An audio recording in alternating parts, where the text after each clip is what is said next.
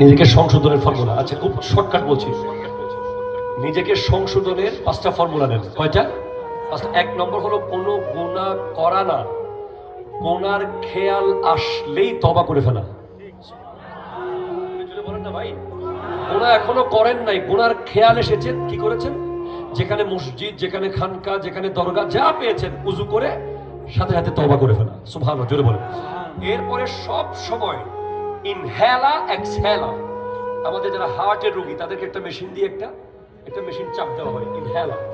ওই ইনহেলা এক্সহেলা এটা হবে আল্লাহ আল্লাহ আল্লাহ, আল্লাহ বলে টানবেন, হু বলে ছাড়বেন, আল্লাহ আল্লাহ আল্লাহ।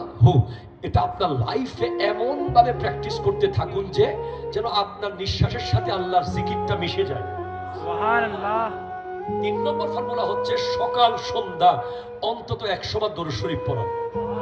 4 নম্বর ফর্মুলা হচ্ছে সব সময় একটি দোয়া করা, ইয়া মুকাল্লিবাল কুলুব সাব্বিত কলবি আলা দীনিক, ইয়া মুকাল্লিবাল কুলুব সাব্বিত কলবি আলা দীনিক। 5 নম্বর ফর্মুলা, যদি কোনো ফর্মুলা কাজ না হয় তাহলে মেডিকেল কলেজের আইসিইউতে যাওয়া অথবা কবরস্থানে চলে যাওয়া। আপনি আইসিইউতে গিয়ে যখন দেখবেন যে আপনার মতো বড় বড় পালোয়ান একটু নিঃশ্বাস ফেলার জন্য যুদ্ধ করতেছে, কোটি কোটি টাকা নিয়ে পরিবার দাঁড়িয়ে আছে কিন্তু কোনোভাবেই সুস্থ করতে পারছে না, ওই দৃশ্য দেখে আপনি আল্লাহর দিকে ফেরত আসবেন। অথবা কবরস্থানে যাবে রাতের 2টা বাজে অন্ধকারে, ওখানে গিয়ে বসে বসে চিন্তা করবেন যে এখানে আমি একা থাকবো। আশা করি আপনি পরিবর্তন হয়ে যাবেন ইনশাআল্লাহ। ভাই, জিসকা